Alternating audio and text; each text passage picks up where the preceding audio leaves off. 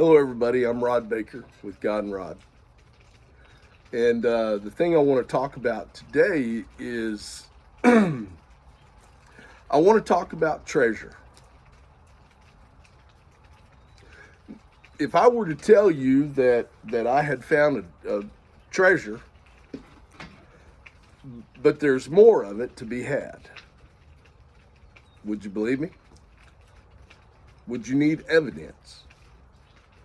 Would you have a mustard seed of faith that maybe I was telling you the truth? Would you be willing to investigate it? So if I told you that I had found a treasure and I had the map, as a matter of fact, there's many maps out there of this treasure, would you believe me? Would you be willing to give it a try? Well, I'm here to tell you that there's a treasure map here. And it's not just a treasure to abundance or prosperity, but it's also a treasure of peace, patience. There's kindness. There's goodness, faithfulness, gentleness, self-control. It's a treasure map. And I promise you, many men before you and women before you and many after you, they will find the treasure that's there from this treasure map.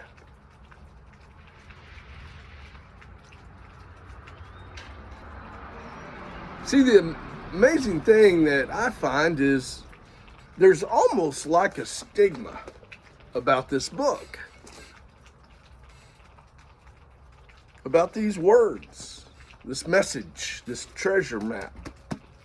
There's like a stigma. Well, that's for old timers.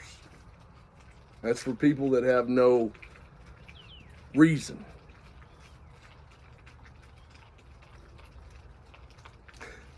You know, there was a book out a while back called The Secret. It even became a movie. And it was all these people talking about the law of attraction. Where do you think that law came from?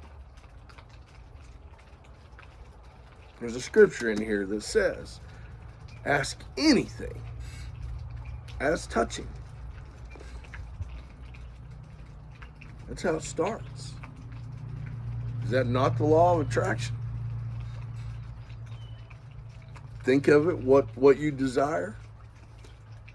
Act as if it's there. Be grateful when it comes. It's where these things came from. And there's so many wonderful laws that are in your favor. And even more than that, there's a great mystery in it. A mystery that supersedes all laws. And it becomes a way of life. It has become a way of life for me. And several people around me. And this will go on eternally. So if you have an inkling of a belief that when you're done here, that that all there is in this life is them packing your behind with cotton and the groundhogs carrying your mail and it's over. If you really think that to be true, then you're right. Stay away from this. Because this is eternal knowledge. And I have read many books. I have sought many writings, many authors of many wise men. And what amazes me is in all of the books, even the ones that talk about spells and hexes and curses and things like that. They all come down to this, because curses and hexes are in here.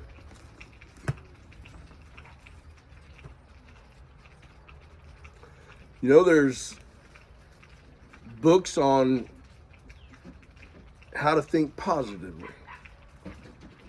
So's this. How to think negatively. So's this.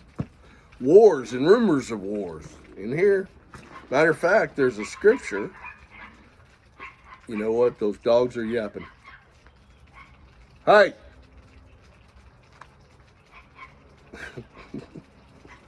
There's a scripture in here that says, and I love this. Absolutely love this, because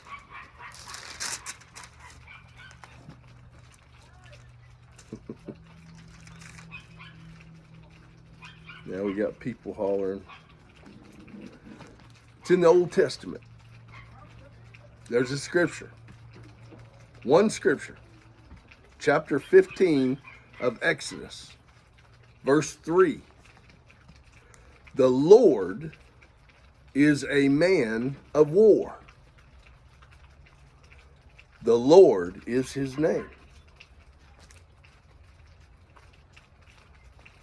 So if you think that, you know, people that read and pay attention to this book and try to live by its principles, if you think that they are weak or are killjoys or boring, glum, oh, nay, nay, sir, ma'am, nay, nay. This is a book of adventure, and it makes life an adventure. It makes life worth living. It has purposes, assignments, commissions, rewards, blessings after blessings after blessings, healing, forgiveness. All the things that all the wise ones of today and yesterday, yesteryear, have tried to say will bring you the desires of your heart. And what's beautiful is if you want to be a billionaire, it's in here. If you want to be a simple person, go to Proverbs. It'll tell you all about it. But the thing it gives you more than anything else at all, more than anything, is it teaches you love. It teaches you what love is. It teaches you how to do it and who to love. You love your neighbors. You love God. You love your neighbors. You love yourself.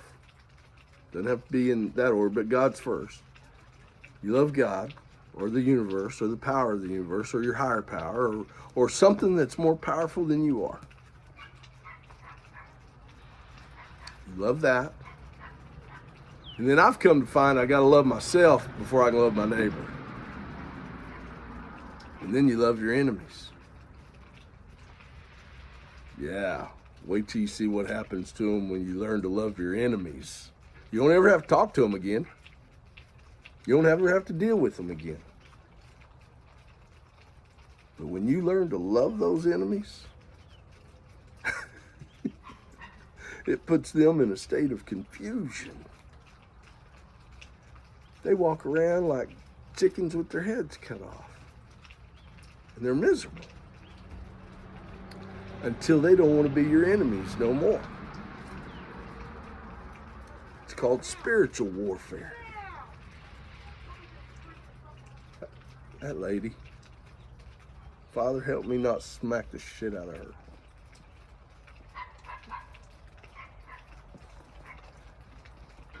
You know, it ain't about being good enough. That comes. You start reading this,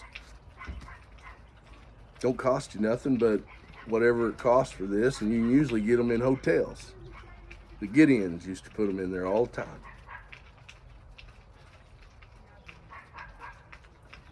Shoot, if you can't afford one, I'll buy you one. Start reading it. Just see what happens. Read one book, Book of Proverbs. Just read it. See what happens to your life. See what happens. One book. See what happens. If it don't take, if you don't like it, if it doesn't do something for your life, if it doesn't start to change the way you see things, which changes the way that you do things, which changes everything around you. If that doesn't happen to you, send it back. Isn't it worth a try? It's a treasure map. There's a treasure in here. But you got to find it. You got to work for it.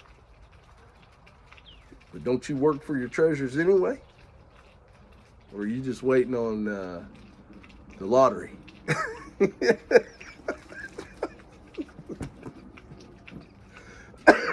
And then what are you going to do? With all that money you win in the lottery, what are you going to do then? You're not going to be able to trust anybody around you. Right? They're all going to want your money. Can't make new friends. Can't trust old friends. Family will really be on you. Like an NFL player with a big contract. So, take a look. Just give it a chance. Don't let stigmas keep you from it. It's a treasure map. There's treasures in it. I promise. Talk to you later.